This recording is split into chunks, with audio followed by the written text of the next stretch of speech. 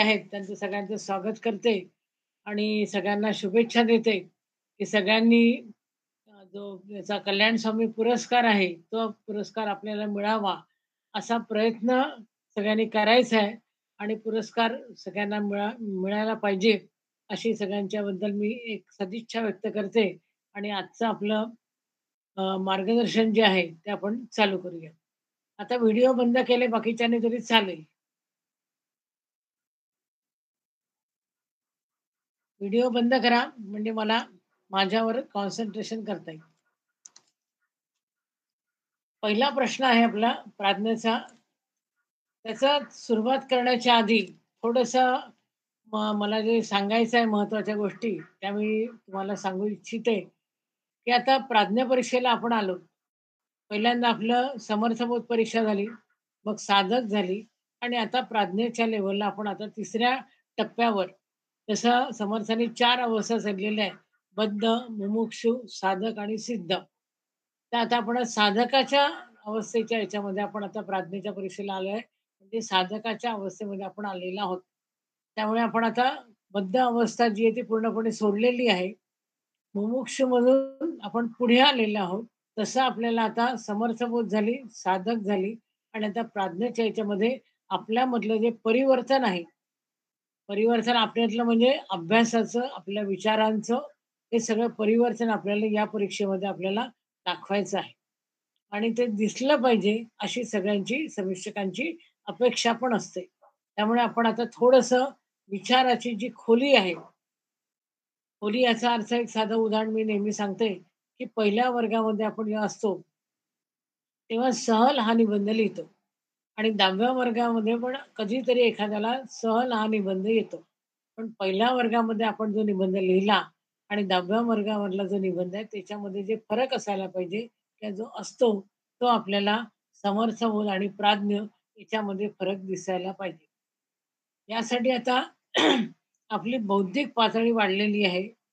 आध्यात्मिक पातळी सुद्धा वाढलेली आहे आणि विचारांची प्रगल्भता आपल्याला आलेली आहे. हे 3 महत्त्वाचे मुद्दे गृहीत धरलेले असतात. त्याच्यामुळे आपण जे काही लिहितो, वाचतो आणि विचार करतो, त्यामुळे अवांतर वाचण्यापेक्षा या ठिकाणी आता प्राज्ञेला तुम्हाला चिंतन हा सगळ्यात महत्त्वाचा मुद्दा लक्षात ठेवावा लागतो. खूप वाचून इथे सापडलं, तिथे सापडलं, या पुस्तकात सापडलं, ते नुसतं उतरवण्यापेक्षा, जसं मी आता सांगितलं, की पहिल्यांदा सगळं वाचायचं आणि सगळं वाचून मग ते समजून घ्यायचं आणि समजून घेतल्यानंतर मग ते महत्त्वाचे जे मुद्दे आहेत, ते आपल्याला उत्तराच्या ह्याच्यामध्ये लिहायचे आहेत. त्यामुळे थोडंसं आपल्याला आता आणि आणखीन एक महत्त्वाचा मुद्दा म्हणजे प्रेझेंटेशन. कुठेही काटकसर न करता सगळे आपल्याला वर्षभरामध्ये 1.5 वर्षाचा अभ्यासक्रम आहे. 1.5 वर्षामध्ये जेवढे कागद लागतील, म्हणजे समजा आपण 2 पानाचा एक प्रश्न असा लिहिला, तर आपल्याला 10 प्रश्नाचे 20 पानं एका वेळेला एका स्वाध्यायाला लागणार आहे. आणि 10 स्वाध्याय आपल्याला सोडवायचे. म्हणजे 200 पानं जे आहेत, ते आपण एकाच वेळेला आणून ठेवावेत. आणि 200 पानं लिहायला जेवढे पेन लागतील, ते पेनसुद्धा आपण सुरुवातीलाच एकत्र एकाच रंगाचे आणून ठेवायचे. नाहीतर मग असं होतं, की सुरुवात एखाद्या पेनाने करतो, मध्येच 2-4 ओळी दुसऱ्या पेनाने लिहितो. असं कुठलंही वाकडं-तिकडं न करता प्रेझेंटेशन खूप महत्वाचं आहे. कारण समीक्षकाने जरी समजून घेतलं तुमच्या अडचणी, तरी सुद्धा विद्यापीठ मात्र समजून घेणार नाही. कारण याच्यामध्ये पारितोषिक आहे. सगळ्यांचे स्वाध्याय विद्यापीठाकडे जातात. त्यामुळे आपल्याला या बारीक-बारीक गोष्टी जरी असल्या, तरी आपल्याला खूप महत्त्वाच्या आहेत आणि ते तुम्हाला जे त्या प्रत्यक्षात आणणं, हे सुद्धा खूप महत्त्वाचं आहे. त्यामुळे प्रेझेंटेशन महत्त्वाचं आहे. पहिल्यांदा लिहिताना आपला अभ्यासाचे क्रमांक, आपलं पूर्ण नाव सगळं व्यवस्थित लिहायचं. काटकसर त्यात करायची नाही. हे लिहिलं नाही, ते लिहिलं नाही, असं नाही करायचं. आणि प्रश्नांची उत्तरे जी आहेत, ती आपण सुरुवातीला आपल्या रफ वहीमध्ये सगळी लिहून ठेवायची. आणि मग वाटल्यास पहिले मागे-पुढे लिहू शकतो आपण रफ वहीमध्ये. पण जेव्हा आपण फेअर करतो, तेव्हा एका सिक्वेन्सनीच पहिला, दुसरा, तिसरा अशा पद्धतीनेच आपल्याला उत्तरं लिहिणं आवश्यक आहे. पहिला लिहायचा, मग एकदम 9वा लिहायचा, मग 8वा लिहायचा वगैरे असं नाही करायचं. 1, 2, 3, 4 या क्रमानेच आपल्याला 10ही प्रश्नांची उत्तर लिहायचे आणि दोन्ही बाजूनी, चारही बाजूनी मार्जिन, म्हणजे पहिल्या बाजूला तर मार्जिन लिहितो आपण, पण शेवटच्या बाजूला पण मार्जिन सोडायचे. खालची एकदम ओळ न लिहिता तिथे पण मार्जिन सोडायचे आणि एक प्रश्न झाला, की मग तिथे एक ओळ जी आहे रिकामी जी रेष आहे ती सोडायची आणि मग दुसऱ्या याच्यावर आपण उत्तर लिहायचं. त्या दुसऱ्या पानावर लिहिलं, तर ते अजून जास्त चांगलं होईल. कुठेही काटकसर करण्याची गरज नाही. थोडं सावकाश लिहा आणि खोडखाड जर करायची असेल, समजा एखादा शब्द चुकला, तर फक्त साधी रेष मारा. खूप घोटून त्याच्यावर रेष मारण्याची गरज नाही. फक्त नुसते कट म्हणून आपल्याला किंवा क्रॉस असं केलं तरी सुद्धा चालतं. किंवा बाजूला त्याच्यावर क्रॉस असं केला तरी चालतं. पण खूप त्याच्यावर घोटायचं मग ते मागच्या पानावर उमटतं, मागची अक्षरं दिसत नाही, असं घाणेरडेपणा समर्थांना अपेक्षित नाही. त्यामुळे आपला पेपर जेवढा सुंदर आणि स्वच्छ, अक्षरं सगळ्यांची चांगली असतीलच असं नाही. पण जे काही लिहितो आहे, ते आपण व्यवस्थित लिहिलं गेलं पाहिजे. हे सगळ्यात समर्थांना किंवा सगळ्यांना समीक्षकांना अपेक्षित आहे. त्यामुळे आपण थोडंसं प्राज्ञेला आलेलो आहे. आपण आता वरच्या वर्गामध्ये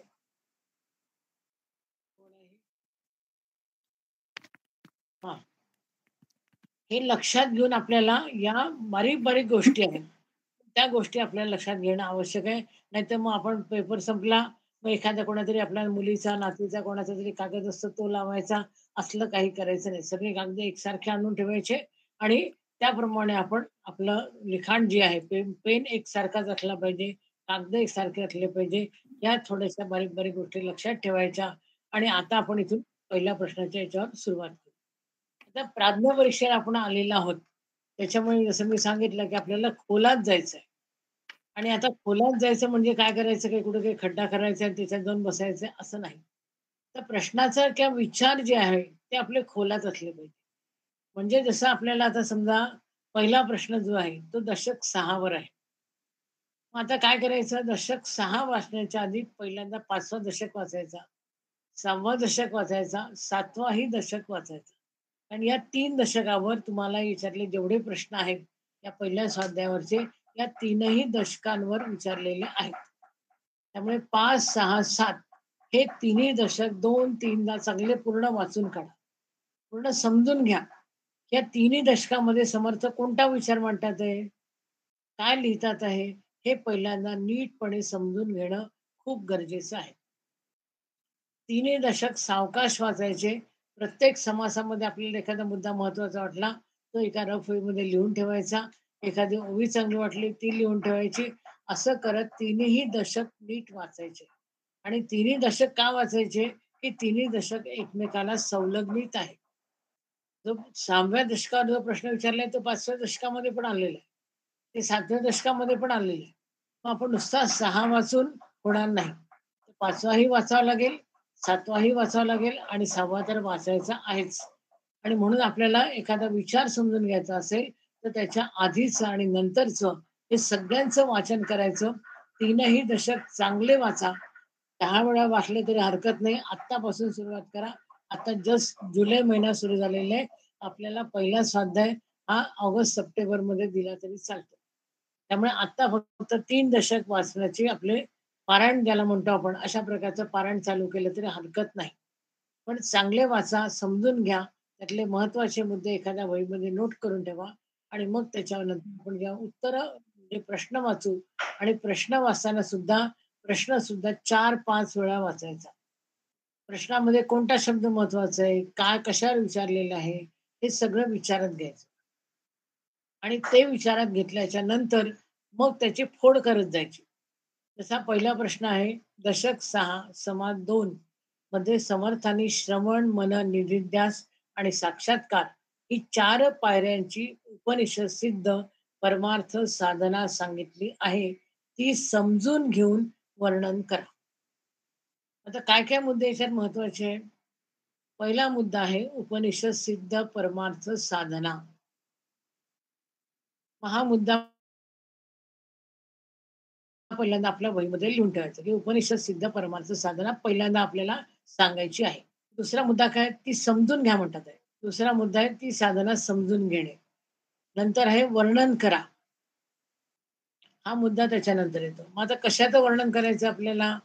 मग श्रवण, मनन, निधिध्यास आणि साक्षात्कार म्हणजे 4 मुद्दे पुन्हा त्याच्यामध्ये आपल्याला करायचे. म्हणजे उपनिषद म्हणजे काय ते सांगायचंय.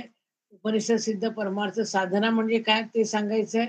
ती समजून घ्यायची आहे, त्याचं वर्णन करायचंय आणि श्रवण, मनन, निधिध्यासन असे जे 4 पायऱ्या आहेत, त्या 4 पायऱ्यांवर आपल्याला सुद्धा थोडं-थोडं सांगायचं आहे. नुसतं एकदम श्रवण दिसला शब्द, की श्रवण भक्ती काढायची आणि लिहायचं असं करायचं नाही. 5वा दशक वाचा, त्याच्यामध्ये तुम्हाला परमार्थ म्हणजे काय हे पहिल्यांदा समजेल. कारण परमार्थ समजला नाही, तर परमार्थ साधना समजणार नाही. आणि परमार्थ साधना समजली नाही, की तिचं वर्णनही आपल्याला करता येणार नाही. म्हणून पहिल्यांदा परमार्थ म्हणजे काय? हे 5वा दशक जर तुम्ही काढला तुमच्या समोर शक्य झालं तर दासबोध पण ठेवा. म्हणजे 5वा दशक तुम्हाला ताबडतोब काढता येईल आणि मी जे सांगते आहे, ते तुम्हाला दासबोधामध्ये कुठे आहे, ते तुम्हाला लक्षात येईल. परमार्थ साधना जी आपल्याला बघायची आहे, त्याच्यामध्ये 5व्या दशकातला दुसरा समाज जो आहे, त्या समासामध्ये परमार्थ म्हणजे काय? हे समर्थ खूप छान पद्धतीने सांगतात.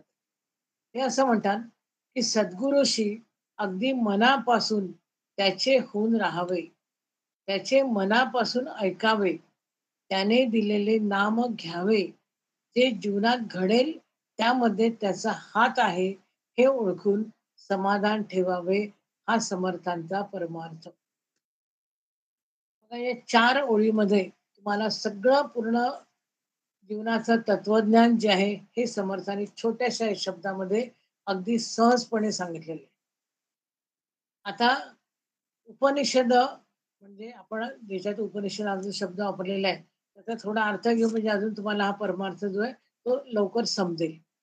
आता पहिल्यांदा आपल्याला सगळं माहिती आहे, की आपल्या भारतीय संस्कृतीमध्ये सगळ्यात पहिले जे आहे साहित्य जे आहे, ते म्हणजे वेद आहे. वेदामध्ये जे साहित्य सांगितलेलं आहे, ते कसं आहे, सारांश रूपाने आहे किंवा सिद्धांत रूपाने आहे. मग आता ते जे सिद्धांत आहे, ते सिद्धांत आपल्याला एकदम समजत नाही. मग काय काही विद्वान लोक होते, ऋषीमुनी होते. त्यांनी असा विचार केला, की सिद्धांत जे आहेत आपल्याला समजून घ्यावं लागेल. मग त्यांनी तपश्चर्या केली. थोडंसं चिंतन मनन केलं आणि त्याच्यातून त्यांना हे जे सिद्धांत आहे, हे सिद्धांत त्यांना समजले. मग त्यांना असं वाटलं, की अरे आपल्याला जे समजलेलं आहे, ते आपण दुसऱ्याला सांगितलं पाहिजे. मग काही मुमुक्षू लोकं होते. ते म्हणाले, "आम्हाला तुम्ही सांगा.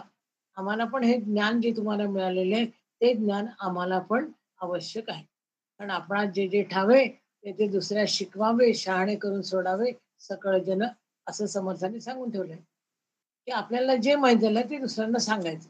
मग काय केलं या ऋषीमुनींनी, की जे त्यांना जे वेदातलं जे ज्ञान आहे, ते जे समजलं होतं, ते ज्ञान त्यांनी आपल्या शिष्यांना सांगायला सुरुवात केली. आणि मग आपल्या शिष्यांना सांगायला सुरुवात केली. प्रत्येक साधू ऋषीमुनींनी आपला जे शिष्य होते त्यांचे त्याचा असा एक वर्ग तयार केला आणि त्याच्यातून संप्रदाय पुढे निर्माण झाले. आता उपनिषद जे होते म्हणजे ते काय झालं वेदातलं जे ज्ञान आहे ते उपनिषदामध्ये आलं. ते त्याने आपल्या पद्धतीने लिहून काढलं आणि याला आपण वेदांत असं म्हणतो. वेदांत शेवट म्हणजे उपनिषद. त्याला वेदांत असा आपण शब्द वापरतो. मग हे वेदांत म्हणजे उपनिषदातलं जे ज्ञान आहे, ते गुरूंनी काय केलंय, आपल्या शिष्यांना सांगितलं. म्हणजे या ठिकाणी गुरु आणि शिष्याचा संवाद झालेला आहे. म्हणजे इथे गुरु पण आहे आणि शिष्य पण आहे. याला आपण काय म्हणतो उपनिषद. गुरु शिष्य संवाद आणि समर्थांचा दासबोध हा जो आहे, हा सुद्धा गुरु शिष्याचा संवाद आहे. हे आपल्या सगळ्यांना माहिती आहे. आपण आता प्राज्ञेला आलेलो आहे. त्यामुळे फार आपल्याला सांगण्याची गरज नाही. मग आता इथे काय म्हटलेलं आहे परमार्थाची व्याख्या? सद्गुरूशी अगदी मनापासून त्याचे होऊन राहावे. म्हणजे सद्गुरूवर आपण पूर्णपणे विश्वास दर्शवला पाहिजे, की हा जे सांगणार आहे ते आपल्या कामाचं आहे आणि आपण ते समजून घ्यायला पाहिजे. तो जे सांगेल ते आपल्या हिताचं आहे, आपल्याला समजेल असं आहे, आपल्याला आवश्यक असं आहे. जसं आपण डॉक्टरकडे जातो आणि डॉक्टरला सांगतो, "मला असं-असं झालं." आणि डॉक्टर आपल्याला औषध सांगतो, ते आपण मुकाट्याने ते आपण औषध खातो. कारण आपल्याला माहिती आहे आपल्या डॉक्टरवर विश्वास असतो, की डॉक्टर आपल्याला जे औषध देणार आहे, ते विष देणार नाही. ते औषध देणार आहे, ते आपल्याला बरं वाटणार.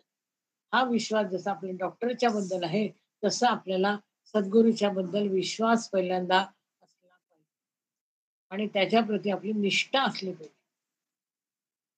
शिष्याचे हे 2 महत्त्वाचे गुण जे आहेत ते नेहमी आपण लक्षात ठेवावे, की सद्गुरूच्या प्रती विश्वास आणि निष्ठा ही आपली असली, की त्याचे होऊन राहावे. तो जे सांगेल तसं आपण राहायचंय. तो जे सांगेल तसं आपण करायचंय. त्याचे मनापासून ऐकावे.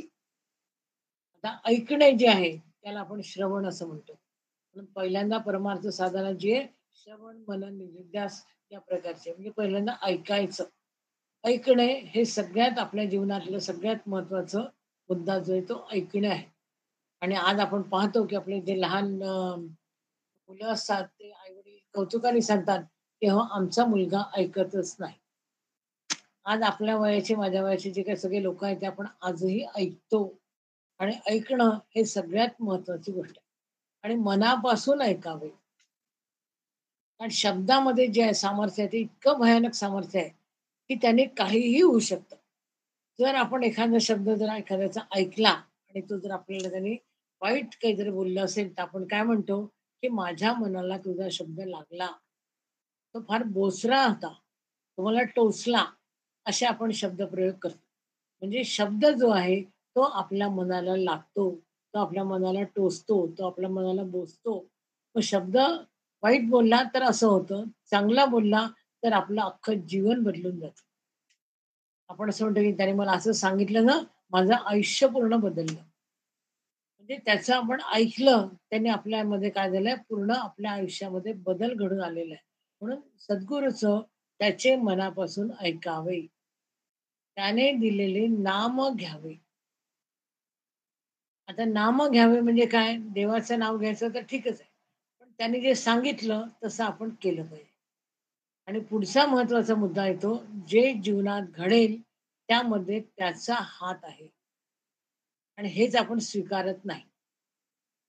जे जीवनात आपल्या घडणार आहे, ते आपण प्रारब्धावर घ्या. आता आपण अतुलजींचं ऐकलं तेव्हा त्याने तेच सांगितलं, की प्रारब्धाने आपल्याला जे मिळालेलं आहे ना, त्याच्यामध्ये आपण समाधान मानलं पाहिजे. पण माणूस जो आहे, तो असा असतो, की जे मिळालं नाही, त्याच्यावर इतका विचार करतो, की जे मिळालेलं आहे त्याचा आनंदच गमावून बसतो. आता आनंदवन भुवनेवर एक प्रश्न पण आहे, तेव्हा पण मी सांगेल आणि आता अतुलजींनी पण सांगितलं, की आपल्याला आनंदावस्थेकडे जायचं. दुःखापासून दूर जायचंय. म्हणजे दुःखातून आपण बाहेर कसं पडू, की जे मिळालं ना, त्याच्यात मला आनंद वाटला पाहिजे. पण तोच आनंद आपल्याला मिळत नाही. जे मिळालं नाही ना, त्याच्याचकडे आपल्याला लक्ष द्यावं. आज समजा घरामध्ये वरण-भात, भाजी-पोळी केली नाही. समजा एखादा एकच पदार्थ केला. अरे, आज हे नाही केलं, आज ते नाही केलं. अरे, जे केलं आहे ते खाणं आनंदाने. पण नेमकं काय होतं आपण जे नाही केलं त्याच्यामागे आपण लागतो. आणि जे आपल्याजवळ नाही त्याच्यामागे आपण धावतो आणि धावता-धावता आपल्या दुःखामध्ये आपलं आयुष्य पूर्णपणे व्यतीत करतो. आणि म्हणून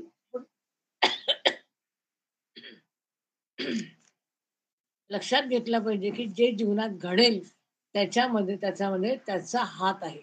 म्हणजे भगवंताचा हात आहे, सद्गुरूचा हात आहे, की जे आपल्याला मिळालेलं आहे ना, ते त्याच्या कृपेने मला मिळाले. मग ते मी समाधानाने घेतलं पाहिजे, आनंदाने घेतलं पाहिजे आणि हे ओळखून समाधान ठेवावे. पण समाधान हा शब्द आपल्या जीवनामध्ये येतच नाही. कुठेच आपण समाधानी राहत नाही. जे नाही मिळालं ना, अखंड दिवसभर आपण त्याचा विचार करत बसतो, की "अरे, मला हे मिळालं नाही, मला हे मिळालं नाही."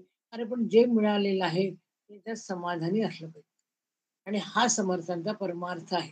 पण सगळ्यात सोपी व्याख्या समर्थाने इतकी छान सांगितली आहे, की सद्गुरूचं मनापासून व्हायचं, समर्पण ज्याला म्हणतो, ते समर्पण करता आलं पाहिजे.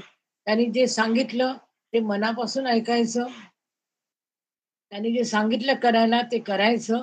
जे जीवनात घडेल त्याच्यामध्ये त्याचा हात आहे. म्हणजे भगवंताने मला जे दिलेलं आहे, ते सगळं भगवंताचं आहे आणि हे ओळखायचं आणि समाधान ठेवायचं हा समर्थांचा परमार्थ. आता या सद्गुरूंनी किंवा जे आपले सद्गुरू म्हणा किंवा ऋषीमुनी होते यांनी काय केलं उपनिषदामध्ये, की उपदेश केला. उपनिषद असा त्याचा अर्थ आहे. उपदेश केला. आता हा उपदेश जसं मी सांगितलं आता, की हा शब्दाने करावा लागतो. शब्दाशिवाय उपदेश होतच नाही. आता शब्दाने त्यांनी काय केलं, त्यांनी शब्द उच्चारले. आपण काय केलं, आपण ऐकलं. म्हणजे याच्यामध्ये 2 क्रिया घडतात आहे. एक सांगतो आहे आणि दुसरा ऐकतो आहे. बघा प्रत्येक गोष्ट याच्यातली खूप महत्त्वाची आहे. प्रत्येक शब्द महत्त्वाचा आहे. तो नीट ऐका आणि समजून घ्या, की उपदेश हा शब्दानेच करावा लागतो आणि शब्द तो बोलतो आणि आपण ऐकतो आणि उपदेश म्हणजे ऐकणे. अर्थ जो आहे, जसं आपण नुसते शब्दाला काही अर्थ आहे का? नाही. शब्दाचा जो अर्थ आहे, तो महत्वाचा असतो. अर्थ हे शब्दाचं अंतरंग असतं. म्हणजे त्या शब्दामध्ये तो अर्थ असतो. तर आपण आत म्हणतो तसं जसा शब्द आपण बोलायला लागतो तसा अर्थ त्याचा फुटायला लागतो. म्हणून अर्थ हे शब्दाचे अंतरंग असते. अंतरंग म्हणजे त्याच्या आत, त्या शब्दाच्या आत तो अर्थ असतो. सद्गुरू काय करतो आपल्याला? आपल्याला शब्द बोलतो आणि शब्दाच्या माध्यमातून काय करतो? तो आपल्याला अर्थाकडे नेतो. नुसते सद्गुरूचे शब्द ऐकायचे का? नाही.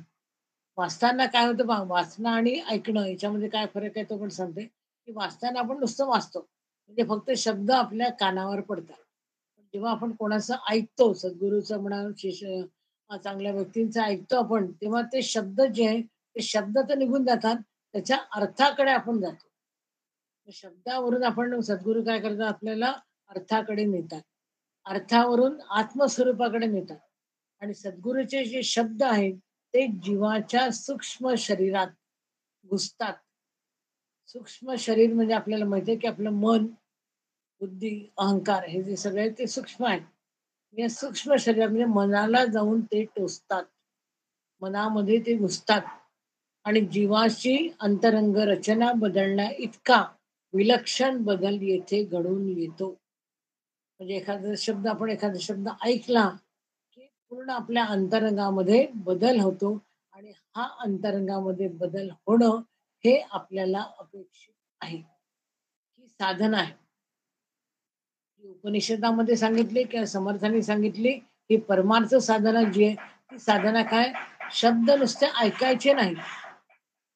ते ऐकल्यानंतर त्याचा जो अर्थ आहे, तो अर्थ आपल्या मनापर्यंत, मनाच्या आत भिडला पाहिजे. आणि तो मनाच्या आत जेव्हा भिडला जातो, तेव्हा आपल्या मनामध्ये परिवर्तन होतं. आपल्या मनामधली जी वृत्ती आहे, ती वृत्ती बदलते. आणि म्हणून समर्थाने दाखवल्या सुरुवातीला पहिल्या समासामध्ये सांगले, की श्रवण केल्याचे फळ क्रिया पालटे तात्काळ. म्हणजे दासबोधातलं याचं उत्तर लिहिताना तुम्हाला पहिलाही दशक, पहिला समास सुद्धा डोक्यात ठेवणं आवश्यक आहे. आणि मगच आपल्याला उत्तर लिहायचं, की श्रवण केल्याने काय होतं? क्रिया पालटे तात्काळ. ही साधना आहे आपली. कारण परमार्थ साधना म्हटलंय आपण इथे. साधना म्हणजे काय? की श्रवण करायचं आणि श्रवण करून काय झालं, की आपल्या जीवाला, आपल्या अंतरंगामध्ये, त्या मनामध्ये जो बदल आहे, तो इतका विलक्षण बदल झाला पाहिजे, की आपल्या वृत्ती ज्या आहेत, त्या पूर्ण पालटल्या पाहिजे. आता उपनिषदामध्ये म्हणजे वेदांच्या अंतरंगात जे ब्रह्मज्ञान होतं, ते गुप्तपणे वास केलेलं होतं. ते ज्ञान काय केलंय सद्गुरूंनी बाहेर काढलेलं आहे. ते त्यांनी समजून घेतलं आणि ते आपल्याला सांगण्याचा ते प्रयत्न करतात आहे. जसं आपण एखाद्या लहान मुलाला घास भरवतो, त्याप्रमाणे ते ज्ञान सद्गुरू आपल्याला त्यांच्या बोलण्यातून हळू शिष्याच्या कानामध्ये घालतात. आणि म्हणून आपण असा शब्दप्रयोग वापरतो, की आपण काय केलं पाहिजे? जीवाचे कान केले पाहिजे. जीव जो आहे आपला तो कानामध्ये आणला पाहिजे आणि मग त्याला ते श्रवण करवतात. आणि असं श्रवण जेव्हा केलं जातं, तेव्हा कुठे आपल्याला आपल्यामध्ये बदल होतो. याच्यासाठी काय आवश्यक असतं? तर सत्शिष्य जो आहे त्याची तळमळ किंवा जिज्ञासा जी असते, की मला हे समजलं पाहिजे. मला कसं करायचं ते मला समजलं पाहिजे. मला कोण सांगेल? आपण शोधत सद्गुरूपर्यंत जातो आणि सद्गुरू जो आहे, मग तो आपल्याला जे सांगतो ते आपल्याला पटतं आणि मग त्याप्रमाणे आपण वर्तन करतो. हा जो संवाद आहे त्याला आपण उपदेश असं म्हणतो. उप आणि दिश म्हणजे सांगणे. हे सगळं समजून घ्यायचं आपल्याला. हे सगळं मी सांगते, हे सगळं लिहिलं पाहिजे असं नाही. पण पहिल्यांदा परमार्थ म्हणजे काय? गुरु काय करतो? सद्गुरू काय करतो? हे समजून घ्यायचं. आता परमार्थ वाङ्मयामध्ये काय केलं असतं, की देहबुद्धी जी असते, ती देहबुद्धी आपल्याला दूर करायची आहे. आणि देहबुद्धी दूर केल्याशिवाय आपल्याला परमार्थ मिळत नाही.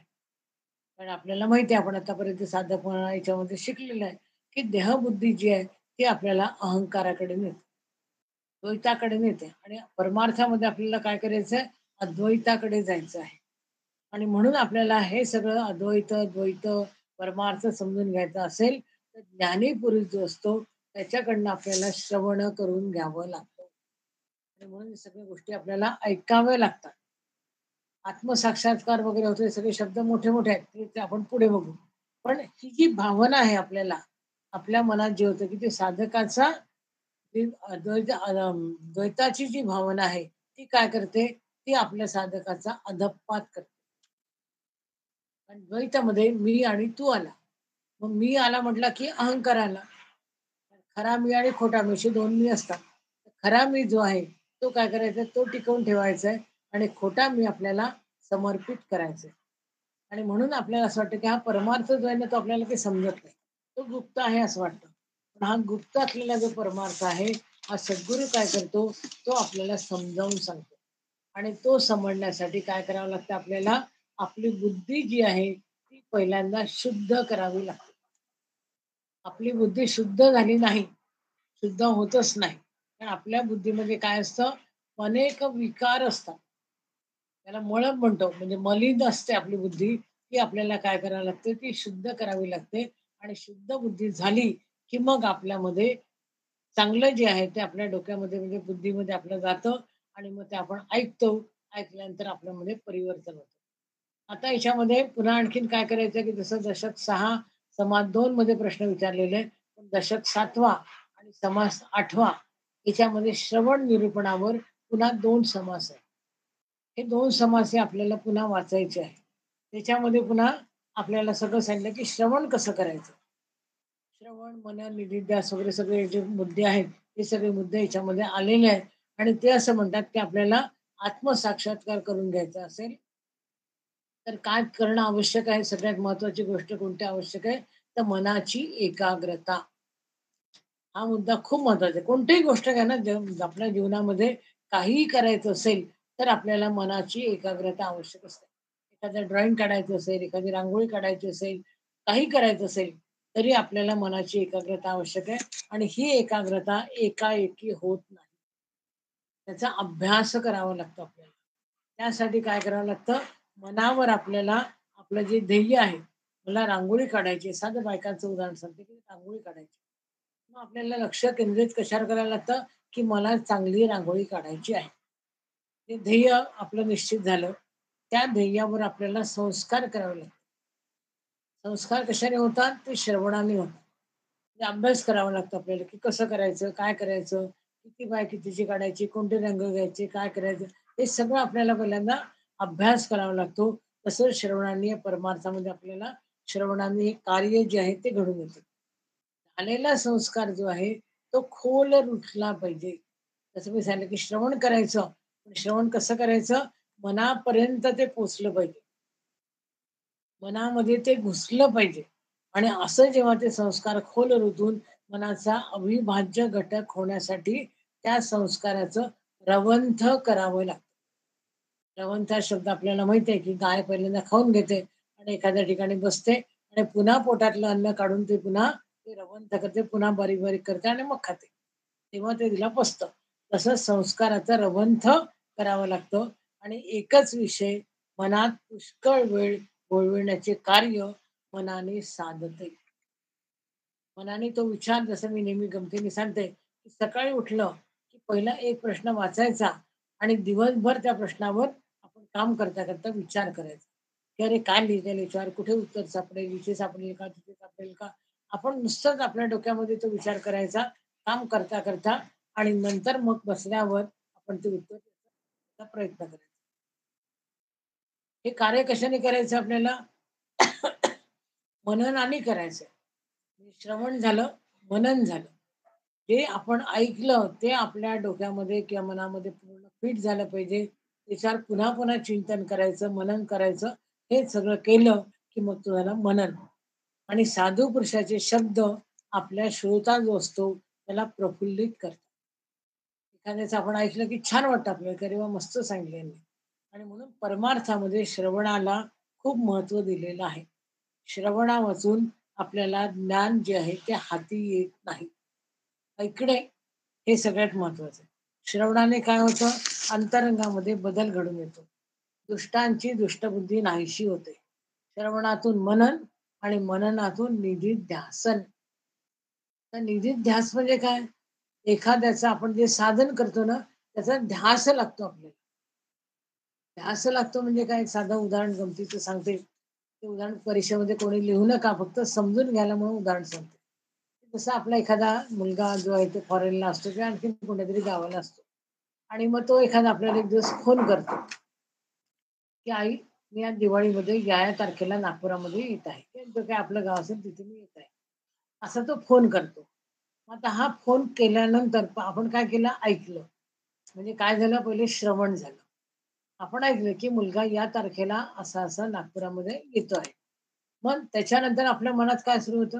अरे, या तारखेला मुलगा येणार आहे. मग आपण किती दिवसाकरता येतोय? 10 दिवसाकरता येतोय. मग आपण काय-काय करायचं? काय नाही करायचं? इथे जायचं का? याला भेटायचं का? मग त्याला खायला काय करायचं? असं काय करायचं? सगळं-सगळं आपण विचार करतो. म्हणजे हे काय झालं?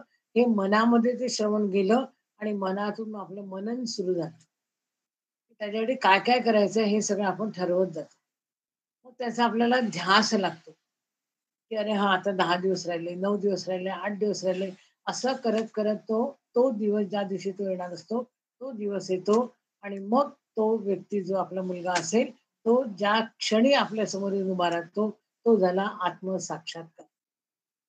असं श्रवण, मनन आणि निधिध्यास आणि मग शेवटी आत्मसाक्षात्कार ही काय साधनाचा क्रम आहे हा सगळा. या क्रमाने जातो. म्हणजे पहिल्यांदा आपण काय केलं, मुलगा येणार हे फक्त ऐकलं आणि श्रवण केलं. मग त्याच्यावर आपण चिंतन केलं. काय झालं मनन वगैरे जे आहे ते सगळं केलं. केव्हा येणार, काय करायचं ते आणि मग ध्यास लागला. अरे आता ऑगस्ट आला, मग सप्टेंबर आला, दिवाळी आली. मग आता 1 दिवस असं करत-करत आपल्याला शेवटी तो समोर आला, की सगळी प्रक्रिया जी आहे, ही या क्षणी संपते. म्हणजे इथे आता काय झालं आत्मसाक्षात्कार झाला, की द्वैत जे आहे म्हणजे तो येणार हे आता आलेलं आहे. म्हणजे तो आपल्या जवळ आहे. इथे द्वैत जे आहे ते आपलं संपलेलं आहे. हे फक्त उदाहरण समजून घेण्यासाठी सांगितलेलं आहे. परीक्षेमध्ये किंवा उत्तरामध्ये लिहायचं नाही. लक्षात ठेवा. तर असा हा निधिध्यास म्हणजे जे साधन केलंय त्याचा आपल्याला ध्यास लागतो आणि निधिध्यासाच्या नंतर मग आत्मसाक्षात्कार हा घडून येतो. आपण जे श्रवण करतो त्याच्या अर्थाकडे लक्ष देणे याला मनन म्हणतात. बघा हे वाक्य महत्वाचं आहे लक्षात ठेवा. आपण जे श्रवण करतो त्याच्या अर्थाकडे लक्ष देणे याला मनन म्हणतात. त्या अर्थावर मन किंवा लक्ष एकाग्र झाले की निधिध्यासन साधते. आणि निधिध्यासनाने साक्षात्कार होऊन समाधान मिळते. निधिध्यास झाला की मग आपल्याला समाधान मिळते. म्हणजे शेवटी आत्मसाक्षात्कार जो आहे त्याची पूर्ण प्रक्रिया आहे. आपण 5 दशक 5, 6 आणि 7 आणि याचबरोबर जर समजा आपल्याजवळ आत्माराम पण आहे. प्राज्ञापरीक्षेला आपण आहोत. त्यामुळे आत्माराम ग्रंथ आहे. जुना दासबोध आपल्यामध्ये आहे. त्याच्यामध्ये सुद्धा श्रवणावर भरपूर दिलेलं आहे. हे सगळं वाचा आणि ते सगळं वाचल्याच्या नंतर 5वा, 6वा, 7वा तिन्ही दशक वाचायचे. 2-4 वेळा जितकी वेळ तुम्हाला पारायण करता येईल. 1 महिनाभर पारायण केलं तरी हरकत नाही. पण ते छान समजून घ्या आणि समजून आपल्या शब्दामध्ये लिहा. पुस्तकी भाषेमध्ये शक्यतो लिहायचं नाही. आपल्या भाषेमध्ये तुम्ही सुरुवात केली ना, की संमिश्रकार आपण लक्षात येतं, की तुम्हाला हे समजलेलं आहे. आणि जर नुसतंच इकडनं-तिकडनं उतरवलं, तर आमच्या लक्षात येतं, की तुम्हाला काहीही समजलेलं नाही. त्यामुळे पहिल्यांदा जसं मी सांगितलं आता परमार्थ साधना सांगितलेली आहे, ती समजून घ्या आणि मग त्याचं वर्णन करा. हे सगळं समजायचं, की श्रवण म्हणजे काय आहे? मनन म्हणजे काय आहे? निधिध्यासन म्हणजे काय? आणि साक्षात्कार म्हणजे काय? हे सगळे मुद्दे सगळ्या ह्याच्यामध्ये खूप दिलेले आहे. समर्थांनी म्हणजे 6-7 पासून ते 10 दशकापर्यंत जर तुम्ही वाचलं तरी हरकत नाही. त्याच्यामध्ये पूर्ण साधना तुम्हाला दिली आहे. आत्माराममध्ये पण ते दिलेलं आहे आणि जुन्या दासबोधामध्ये पण दिलेलं आहे आणि सगळं समजून घ्या आणि मग त्याप्रमाणे तुम्ही वर्णन आपल्या मनाने करा, की असं-असं आहे. आणि हे याच्यामध्ये हा झाला पहिला प्रश्न. 4:30 इथे पहिल्या प्रश्नातच झाला. असं. तर दुसरा प्रश्न जो आहे, तो आहे तत्वधाडा. त्याच्यावर मी मध्ये बरेचदा लेख टाकलेला आहे. नवीन अभ्यासार्थी जे आहेत त्यांना कदाचित तो लेख पुन्हा मी टाकेल उद्या वगैरे आणि तो लेख पण वाचा. त्याच्यामध्ये तत्वधाडा पण छान त्याच्यावर दिलेला आहे. आणि याचा जो हे असेल समास तत्वज्ञानाचा, मला वाटतं पुढचाच कुठल्यातरी याच्यामध्ये हा प्रश्न आहे. पण याच्यामध्ये काय म्हटलंय तत्वझाडा. आता याचा अर्थ लक्षात घ्यायचा आपण, की तत्व आहे आणि झाडा आहे. झाडा म्हणजे काय? निरासं करणे. याचं एक आपल्या नेहमीच्या जीवनातलं उदाहरण सांगते, की आपण घर झाडायला लागतो. बायकांना सवय असते. सगळ्या घरातला कचरा आपण असा गोळा करत, करत, करत, करत एका ठिकाणी आणतो आणि मग तो कचरा उचलतो आणि फेकून देतो. कारण तो कचरा आपल्या काही उपयोगाचा नसतो. तसं आपलं शरीर जे आहे, हे या सगळ्या तत्वांचं गाठोड आहे. लक्षात घ्या, गाठोडं असं म्हटलेलं आहे त्याला. आणि ते गाठोडं हे सगळे तत्वांनी ते बांधलेलं आहे आणि म्हणून आपण ते त्याला तत्व म्हणायचं, तत्वांचं गाठोडं म्हणायचं, शरीर म्हणायचं आणि ते शरीर किंवा तत्व म्हणजे आपण नाही, असं त्याचं निरासं करायचं आहे. म्हणजे ते झाडून टाकायचे. तर याला म्हणायचं तत्व झाडा. म्हणजे याच्यात काय प्रश्न म्हटलाय? प्रश्न एकदम सरळ-सरळ विचारलाय. तत्वधारणा म्हणजे काय? दशक 6 समाज 3 याच्या आधारे स्पष्ट करा. त्याच्यात प्रश्नामध्ये दशक दिलेलं आहे, समासही दिलेलं आहे. आणि आता आपण जेव्हा आता हे तत्वधारणा कशाला आपल्याला समजून घ्यायचा? ते पहिल्यांदा विचार करायचा. कोणताही प्रश्न वाचताना हे असं का बरं आहे? हे असं का विचारलं असेल? याचा काय अर्थ असेल? पुन्हा आपलंच प्रश्न विचारत द्यायचे आणि त्याचं उत्तर घ्यायचं. आता हे तत्व म्हणजे काय? आपलं शरीर. आता हे शरीराच्या बद्दल का बरं विचारलं असेल समर्थांनी आपल्याला प्रश्न किंवा तत्व झाडा म्हणजे काय असेल? तर आपल्याला काय जाणून घ्यायचंय? आपल्याला ब्रह्माचं स्वरूप जाणून घ्यायचं आहे. आता मागच्या मी तुम्हाला आता सांगितलं, की सगळे प्रश्न जोडलेले आहे एकमेकाला. मागच्या प्रश्नामध्ये आपण पाहिलं, की आत्मसाक्षात्कार करायचा. आत्मसाक्षात्कार करायचा म्हणजे काय? ब्रह्म जाणून घ्यायचं. आता ब्रह्माचं स्वरूप पुन्हा इथे तेच विचारलेलं आहे त्यांनी सांगितलेलं आहे, की ब्रह्माचं स्वरूप जाणून घेणं हे आपलं ध्येय आहे. आणि मग ते ध्येय जर आपल्याला जाणून घ्यायचं असेल, तर मग आपल्याला काय करायचंय? तर तत्व झाडा म्हणजे तत्वांचा निरास करणं ही एक पद्धत किंवा एक प्रकार समर्थाने या समासामध्ये सांगितलेला आहे. कारण पूर्ण या सगळ्या 4-5 दशक जे आहे, त्याच्यामध्ये समर्थ पूर्ण ब्रह्माचं ज्ञान आपल्याला करून देतात. मग आता ब्रह्म समजून घ्यायचं ते काही एका एका दशकाने समजणार नाही. मग आता समर्थ सांगतात, की असं नाही तुम्हाला असं समजून घ्या. मग आता ते सांगतात, की तुम्हाला आहे म्हणून समजून घ्या आणि नाही म्हणून पण समजून घ्या. आता तत्वधारणा जेव्हा आपण वाचतो याच्यामध्ये समर्थ सांगतात आहे, नाहीपणाने समजून घ्या, की ब्रह्म असं नाही. हे असं नाही. अशाने समजून घ्यायचं आहे. आणि म्हणून इथे पद्धत जी वापरलेली आहे, ती त्यांनी काय सांगितलंय, नाहीपणाची पद्धत आहे. पद्धत लक्षात घ्यायची आणि ती आपल्याला म्हणजे उत्तरामध्ये लिहायची आहे, की इथे तत्वधारणा समजून घ्यायला समर्थ काय सांगतात आहे, नाहीपणाची पद्धत वापरतात. की असं नाही. माझं डोकं म्हणजे मी नाही. हात म्हणजे मी नाही. पाय म्हणजे मी नाही. हे तत्व म्हणजे मी नाही. हे सगळं नाही, नाही सगळं सांगतात आणि नाही, नाही समजून मग आपल्याला खरं ब्रह्म काय आहे ते समजतं. आता याच्यामध्ये सगळ्यात पहिल्यांदा आपल्याला 2 महत्त्वाचे मुद्दे लक्षात घ्यावे लागतात, की आपलं दृश्य आणि अदृश्य. हे जे सगळं विश्व आहे, हे सगळं विश्व कसं आहे? दृश्य आहे. पण हा जो परमात्मा आहे किंवा ब्रह्म जे आहे, हे अदृश्य आहे. ते निर्गुण निराकार असं आहे. ते आपल्याला दिसत नाही. ते आपल्याला त्याची अनुभूती आपल्याला घ्यावी लागते. दृश्य जे आहे ते आपल्याला दिसतं. आणि समर्थ काय म्हणतात, की जे दृश्य आहे ते आपल्याला काय करायचंय? ते बाजूला सारायचंय आणि ते बाजूला सारलं गेलं, की मग आपल्याला ब्रह्म जे आहे ते आपल्याला कळेल. दृश्य आपल्याला दिसतं. दिसतंय म्हणून आपल्याला ते माहीत आहे, की अरे असं-असं आहे. घर-दार आहे सगळं सगळं आपल्याला दिसतं. पण परमात्मा जो आहे तो कसा आहे? तो अज्ञात आहे. तो दिसत नाही. आणि मग आपल्याला काय करायचंय? जे ज्ञात आहे म्हणजे दृश्य ज्ञात आहे आणि परमात्मा जो आहे तो अज्ञात आहे. ज्ञाताकडून कुठे जायचं आपल्याला? अज्ञाताकडे जायचंय. बघा तत्वज्ञानामध्ये काय अर्थ येतो? तत्वज्ञाना म्हणजे काय करायचं आपल्याला? ज्ञाताकडून म्हणजे दृश्याकडून अदृश्याकडे जायचंय. ज्ञाताकडून अज्ञाताकडे जायचंय. समर्थ छान म्हणतात, "सगुणाचीनी आधारे निर्गुण पाविजे निर्धारे." म्हणजे सगुण म्हणजे जे दिसतं, त्याच्यातून आपल्याला कुठे जायचंय? जे निर्गुण आहे, परमात्मा हा निर्गुण आहे आणि विश्व जे आहे ते सगुण आहे. सगुणाकडनं आपल्याला कुठे जायचंय? तर निर्गुणाकडे जायचंय. आणि आता हे जायचं कसं? समर्थांनी छान तत्वज्ञानामध्ये शब्द वापरले विवेक.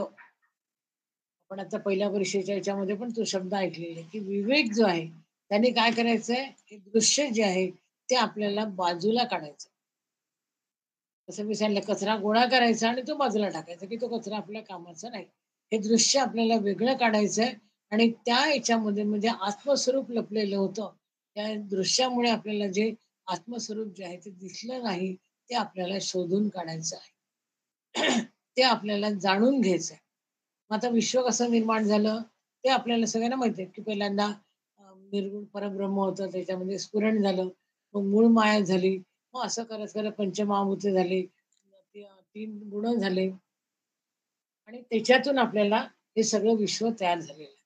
पण हे विश्व कसं आहे, आता आहे आणि उद्या नाही. आलं आणि गेलं. विश्व येतं आणि जातं. मग हे विश्व आलं आणि गेलं, तरी मग काहीतरी राहतं ना. जसं आता उन्हाळ्यामध्ये आपण पाहतो, की उन्हाळ्यात सगळं पूर्ण कोरडं झालेलं असतं आणि झाडं जी आहेत, ते झाडं पण सगळे नष्ट झाले, वाळून गेलेले असतात. 2 पाऊस पडू द्या, की गवताला पटकन उभारी येते आणि गवत बाहेर निघतं. किंवा बेडकं जे आहेत, ते 2 दिवसात कसे काय तयार झाले? नाही झाले. ते कुठेतरी होतेच. म्हणजे काहीतरी आहेच. हे जसं आहे, ते काय आहे? जसं म्हटलेलं आहे याच्यामध्ये विश्व येतं आणि जातं. पण ब्रह्म जे आहे, ते मात्र अविनाशीपणाने सगळीकडे व्यापून असतं. म्हणजे दृश्य हे नाशिवंत आहे आणि ब्रह्म जे आहे, ते नाशिवंत नाही, अविनाशी आहे. मग आता काय करायचं? विवेकाने आपल्या देहाकडे पाहायचं. पंचमहाभूते जे आहे, त्याचं निरसन करायचं. हे म्हणजे मी आहे का? ते म्हणजे मी आहे का? नाही. काही काही म्हणजे मी नाही. मग आता असं जेव्हा आपलं होतं, की अरे मी नाही, हे मला असं वाटतं, की सगळं मी आहे, पण हे मी नाही. आणि मग अशाने काय होतं, देह अहंता जी आहे, देहाचा जो अभिमान आहे, मी असं केलं, मी तसं केलं, ही अहंता आपोआप आपली विरते, म्हणजे विरून जाते, नष्ट होते. आणि ती विरली, की मग खरा मी जो आहे, हा खरा मी आपल्याला अनुभवाला येतो. आणि निर्गुण ब्रह्माशी असलेलं आपलं जे मूळचं ऐक्य आहे, पण आपण सगळे कोण आहोत? आपण ब्रह्माचा अंश आहोत. पण मध्ये मायेचा पडदा येतो आणि मायेच्यामुळे आपल्याला ते ब्रह्म जे आहे ते दिसत नाही. पण मग जेव्हा ती माया जी आहे म्हणजे खोटा मी जो आहे, हा खोटा मी बाजूला होतो, तेव्हा आपल्याला निर्गुण ब्रह्माशी आपलं जे ऐक्य आहे, ते ऐक्य आपल्याला अनुभवाला येतं. म्हणजे ब्रह्माचा आपल्याला अनुभव घ्यायचा आहे, ती अनुभूती घ्यायची आहे, ते पाहायचं नाही. ते दिसत नाही. आणि ज्या अनुभवामध्ये सोहम भाव जो आहे, हा उत्पन्न होतो आणि आपलं म्हणजे देव आणि भक्त याचं ऐक्य होतं. तत्वाला तत्व मिसळून जो आकार येतो, त्याला आपण गाठोडं म्हटलेलं आहे, त्याला देह असं नाव ठेवतो. हा देह आहे. त्यात काय सगळे तत्व जे आहेत त्याचं गाठोड आहे. जाणतेपणाने आणि विचारी जे असतात लोक ते काय करतात एका तत्वाचा आधार घेतात. एक तत्व त्यातून काय करतात इतर तत्वे शोधून काढतात की त्यातनं काय निघालं पहिलं आकाश होतं मग वायू झाला मग पाणी झालं असं सगळं ते शोधून काढतात आणि मग विनाशी तत्वे जी आहे ती सगळी एकदा आपण विरली बाजूला झाली की मग देह म्हणजे मी आहे ही भावना पण आपली विरते आणि अशा रीतीने आपण निर्गुण ब्रह्म जे आहे त्या ब्रह्माशी विवेकाने जीवाचं ऐक्य होतं आणि हे सगळं आपल्याला सांगायला समर्थ नाहीपणाचं जे तत्व आहे त्या नाहीपणाच्या याने आपल्याला सगळं सांगतात आणि त्याच्यातून आपल्याला समजतं की हे सगळं दृश्य विश्व जे आहे ते सगळं दृश्य विश्व बाजूला जेव्हा होईल तेव्हा कुठे आपल्याला जे खरं ब्रह्म आहे ते आपल्याला दिसेल. त्यानंतर आता तिसरा प्रश्न जो आहे समर्थांनी रचलेल्या आरत्यांची संख्या सांगून सुख करता दुःख करता या आरतीचा अर्थ स्पष्ट करा. सगळ्यांच्या जवळ प्रार्थनेला जे आलेले आहेत आता त्यांच्याकडे आरतीचं पुस्तक अर्थाचं आहे त्याच्यामध्ये आरत्यांची संख्या पण दिलेली आहे आणि सुख करता आरतीचा अर्थ पण दिलेला आहे. त्याच्यामुळे या प्रश्नाचं जे उत्तर आहे ते उत्तर आता मी तुम्हाला सांगत नाही. त्यानंतर पुढचा जो प्रश्न आहे तो आहे आनंदवन भुवन या काव्यामध्ये चांगल्या प्रवृत्ती आणि वाईट प्रवृत्ती यातील संघर्ष समर्थांनी कसा वर्णन केलेला आहे. आपल्याजवळ समर्थ मुरला जे आपण पुस्तक घेतलं होतं त्यांच्याजवळ नसेल त्यांनी हे पुस्तक दातारांकडनं मागवून घ्या जे आता नवीन समजा प्रज्ञेला असतील त्याच्यामध्ये ऍड झालेले. त्यांनी मानसपूजा, आनंदवन मोहिनी आणि करुणाष्टक असं जे पुस्तक आहे त्याच्यामध्ये आनंदवन मोहिनीवर बऱ्याचशा विद्वान लोकांनी जे काही लेख लिहिले ते लेख सुद्धा जवळजवळ 8-10 लेख या पुस्तकामध्ये दिलेले आहेत. ते वाचा पूर्ण आणि त्याच्यानंतर मग त्याच्या अर्थाकडे जा. अर्थ पण दिलेला आहे सगळ्या श्लोकांचा आणि पहिल्यांदा सगळे लेख वाचा, ते समजून घ्या आणि लेख वाचल्यानंतर तुमच्या लक्षात येईल की हे आनंदवन मोहन काव्य आपल्याला बरोबर असं वाटतं की शिवाजींच्या याच्यावर लिहिलेलं आहे. पण हे असं नाही. आणि ती सुरुवात जी आहे आता अतुलजींनी पण जे सांगितलं की जन्मदुःखे जरा दुःखे. आता जन्मदुःखे म्हटलं तर जन्म दुःखाचं आहे आणि जरा म्हणजे म्हातारपण. हे पण दुःखाचं आहे. नित्य दुःखे पुन्हा पुन्हा. आपण किती 84 लक्ष योनी फिरत जातो आणि म्हणून आपल्याला जायचं कुठे आहे खरं आनंदवन मोहनाकडे जायचं. हा सगळा जो प्रवास आहे, हा सगळा प्रवास या आनंदवन मोहन काव्यामध्ये दिलेला आहे. आपल्याला असं वाटतं तसं नाही आहे. याचा अर्थ हे सगळं हे युद्धाचे प्रसंग दाखवले चांगल्या प्रवृत्ती आणि वाईट प्रवृत्ती या आपल्या अंतरंगामध्येच आहे. बाहेर काहीही नाही. हे सगळं कुठे आहे? बंद कुठे आहे? सगळं आतच आहे. चांगल्या प्रवृत्ती आणि वाईट प्रवृत्ती याचा संघर्ष होत आहे आणि म्हणून या प्रश्नामध्ये विचारलेलं आहे, चांगल्या प्रवृत्ती आणि वाईट प्रवृत्ती यातील संघर्ष समर्थांनी कसा वर्णन केले? आपल्या मनामध्येच आहे. चांगल्या प्रवृत्ती पण असतात आणि वाईटही असतात. त्या वाईट प्रवृत्तीवर मात केली पाहिजे आपण चांगल्यानी आणि मग आपलं जीवन जे आहे ते सगळं चांगलंच चांगलं होतं. हे सगळं वर्णन समर्थ या याच्यामध्ये काव्यामध्ये करतात. एकूण 60 कव्यांचं कडव्यांचे काव्य आहे आणि त्याच्यामध्ये जे वर्णन केलेलं आहे तेच असं मी सांगितलं की संसाराचं वर्णन आहे. आपल्या जन्माचं वर्णन आहे. त्याच्यामध्ये दादासाहेब कांबळेंचा लेख आहे 72-73 पानावर. त्याच्यामध्ये छान वर्णन केलंय. ते असं म्हणतात, की प्रथम संसार स्थितीचं वर्णन आलेलं आहे. संसार हा दुःखमय आहे. हे रामदासांनी पुन्हा पुन्हा आपल्या वाङ्मयात नमूद केलंय. संसार म्हणजे जन्म मृत्यूचे चक्र. समर्थांनी याला आत्महत्यारा आपल्याला म्हटलेलं आहे. पुन्हा पुन्हा आपण वासनासंग जन्म घेतो, पुन्हा पुन्हा जन्माला येतो, पुन्हा पुन्हा मरतो, पुन्हा पुन्हा तेच चालू राहतं. कोणत्याही प्राण्याच्या वासना त्याला संसारामध्ये लुटतात आणि म्हणजेच त्याला पुन्हा पुन्हा जन्म मृत्यूच्या फेऱ्यात पडावे लागते. जन्माचे बीज जे आहे ते जन्म मृत्यूच्या वासनेमध्ये आहे. तिचा परिणाम म्हणजे जन्म आणि तो एकदा पुन्हा आला जन्माला आलो की पुन्हा काय झालं पुन्हा मृत्यू आला. जे सगळे दुःख आहे ती सगळी दुःख आपल्याला भोगावी लागतात आणि म्हणून समर्थ असं म्हणतात की आपल्याला कुठे जायचंय ते लक्षात घ्या. आपण सच्चिदानंद स्वरूप आहे आपलं. आपल्याला आनंदाकडे जायचंय आणि आनंदावस्था जी आहे ती अर्थात मानवी देहाद्वारा प्राप्त करून घेण्याजोगी सर्वोच्च स्थिती आहे.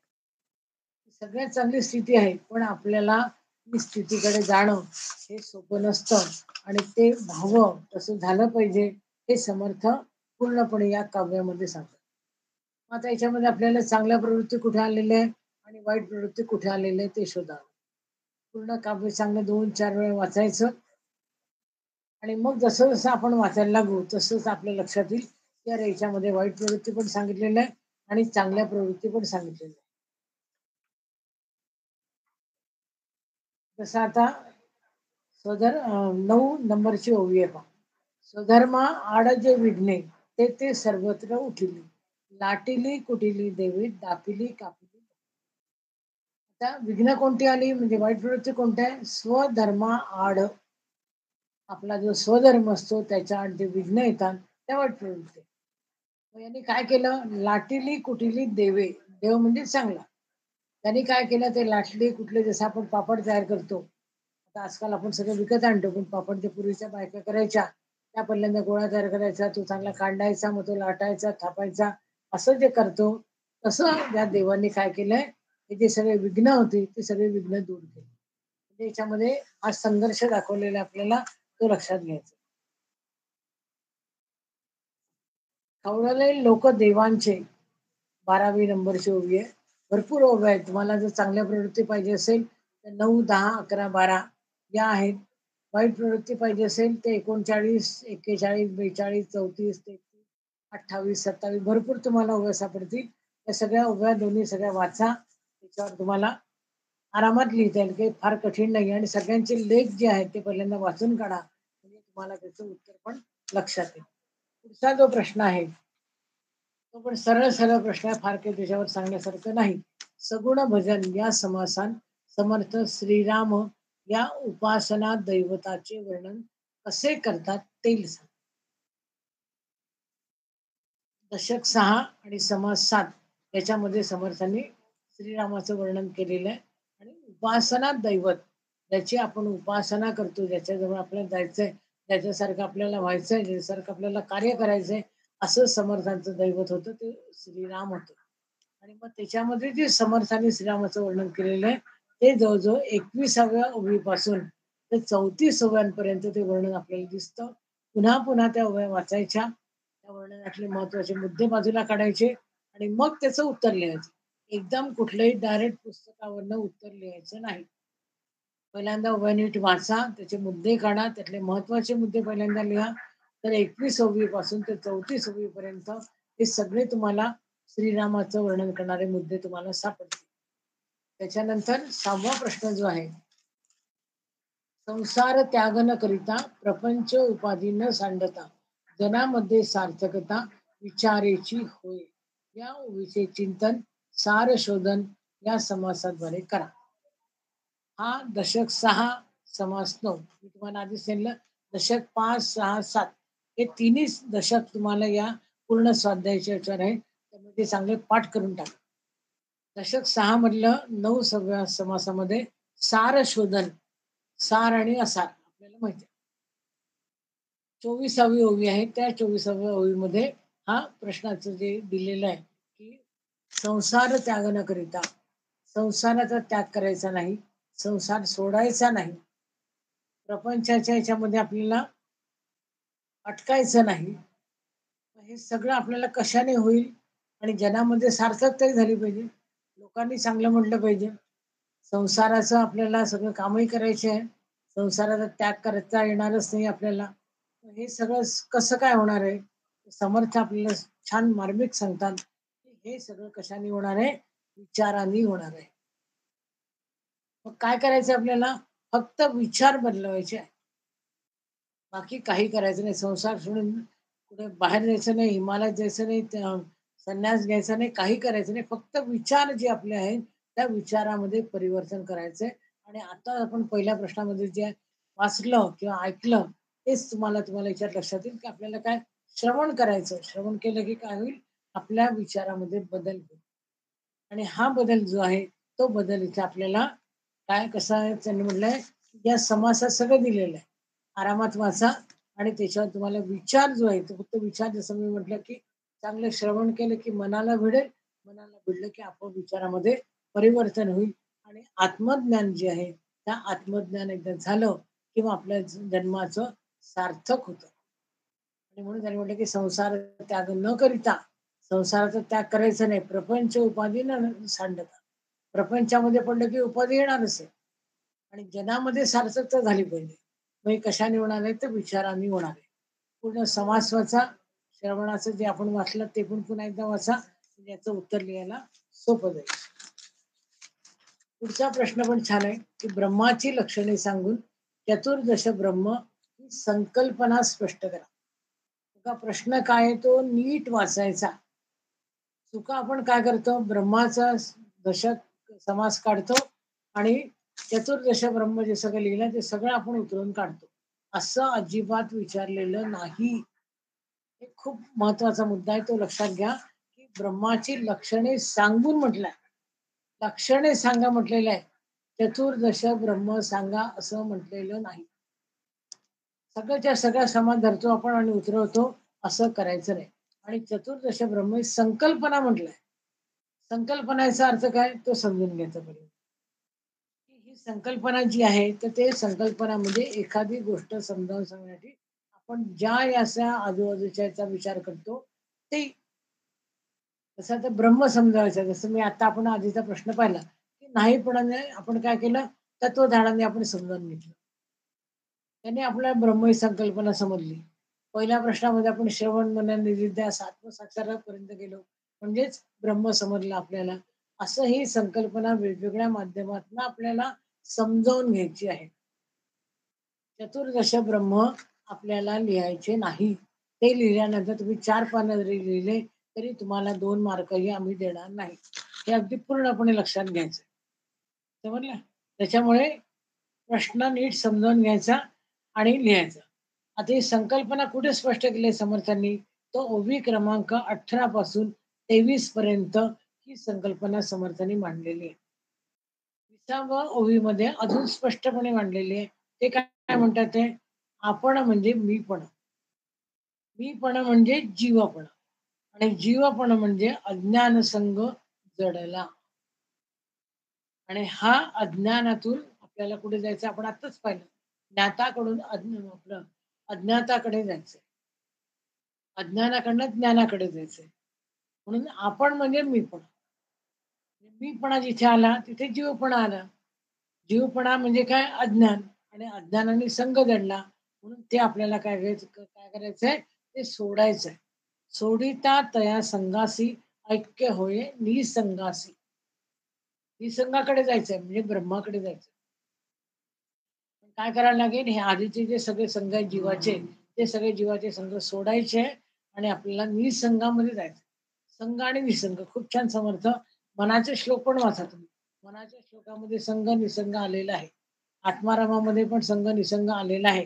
ते पण वाचा, मनाचे श्लोक पण वाचा आणि मग दासबोध पण वाचा आणि हे सगळं समजून घ्या आणि मग तुम्हाला ब्रह्म संकल्पना कशी लिहायची हे बरोबर लक्षात येईल. त्यामुळे ते नीट सावकाश वाचायचंय. 14 ब्रह्माच्या खुणा फक्त सांगायचे. लक्षणं म्हटलेली आहे. 14 ब्रह्माची लक्षणे सांगा. 14 ब्रह्म सांगायचे नाही. 14 ब्रह्माच्या खुणा फक्त सांगायच्या आहे. ओवी 5 समासमध्ये दिलेले आहे. हे लक्षात घ्यायचं आणि जे आकाराला आले ते सगळे नाश पावतं. पण वस्तूंना आत आणि बाहेर जे परमात्म स्वरूप जे आहे ते जसेच्या तसं राहतं. तेच भगवंताचं स्वरूप आहे. हे समजून घ्यायला आपल्याला हे ब्रह्माचं पूर्ण संकल्पना जी आहे ती समर्थ याच्यामध्ये सांगतात आहे. त्याला त्यांनी उदाहरण पण दिलं आहे, दृष्टांत दिलेला आहे आकाशाचा. आकाश जसं आहे की आकाश सगळीकडे आहे. वेगळेपणाने आपण आकाश दाखवू शकतो का? की हे वेगळं आकाश आहे, हे वेगळं आहे, असं आपण दाखवू शकत नाही. त्याच्यामुळे आपल्याला काय करायचंय? ते आपल्याला त्याच्यातून समजून घ्यायचंय आणि ती संकल्पना आपल्याला सांगायची. चतुर्दश ब्रह्म सांगायचं नाही. चतुर्दश ब्रह्माच्या खुणा फक्त ब्रह्माच्या खुणा सांगायच्या, लक्षणे सांगायची आणि आपल्याला संकल्पना स्पष्ट करायची. त्यानंतर 8वा प्रश्न आहे. जागृती, स्वप्न, सुषुप्ती या 3 अवस्था सांगा आणि तुर्या अवस्थेचे वर्णन समर्थ विमल ब्रह्म निरूपण या समासामध्ये कसे करतात ते सांगा. दशक 7 समास 4 आणि 5. आता हे जागृती, स्वप्न, सुषुप्ती तुम्हाला आत्मारामामध्ये सापडेल, तुम्हाला जुन्या दासबोधामध्ये पण सापडेल आणि आता जसं तुम्ही प्राज्ञेला आलेले आहात त्याच्यामुळे तुम्हाला सखोल अभ्यास करायचा आहे, खोलात जाऊन अभ्यास करायचा आहे. त्यामुळे नुसतं त्यांनी सांगितलं की दशक 4 आणि 5 मध्ये आपलं दशक 7 मध्ये इथे सांगितलेलं आहे तेवढ्या याच्यावर राहायचं नाही. आपल्याला आत्मारामही वाचावं लागेल, मनाचे श्लोकही वाचा, जुना दासबोधही वाचा आणि हा दासबोध वाचा आणि मग जागृती, स्वप्न आणि सुषुप्ती तुर्य अवस्था या सगळ्या अवस्थांचे वर्णन कुठे कुठे आलेलं आहे पूर्ण दासबोध तुम्हाला चाळून काढावा लागेल. खूप ठिकाणी याचं वर्णन आलेलं आहे. जागृत म्हणजे काय, स्वप्न म्हणजे काय, सुषुप्ती म्हणजे काय आणि तुर्या म्हणजे काय. हे सगळं पहिल्यांदा सगळं वाचायचं, त्यातले महत्वाचे मुद्दे काढायचे आणि त्याच्यावर मग आपल्याला उत्तर लिहायचं. कारण त्यांनी म्हटलं या 3 अवस्था सांगा. या 3 अवस्थाची थोडक्यात माहिती आपल्याला थोडक्यात माहिती म्हणजे एक एक पॅरेग्राफ माहिती द्यायची आणि तुर्या अवस्था मात्र जी आहे ती सविस्तर सांगायची. थोडक्यात फक्त मी एका वाक्यात सांगते की जागृत म्हणजे काय? की आपण जागे आहोत. आता जसं आपण सगळेजण जागे आहोत. इथे आपला मी जागा आहे, मी जागी आहे असं आपण म्हणतो. झोपतो आपण, स्वप्न पडतं आपल्याला. सकाळी उठल्याच्या नंतर आपण असं म्हणतो की मला छान आज स्वप्न पडलं. म्हणजे त्या स्वप्नामध्ये सुद्धा मी जो आहे, मला स्वप्न पडलं असं जे आपण म्हणतो, ते आपण तिथे आपला मी जो आहे तो जागा आहे.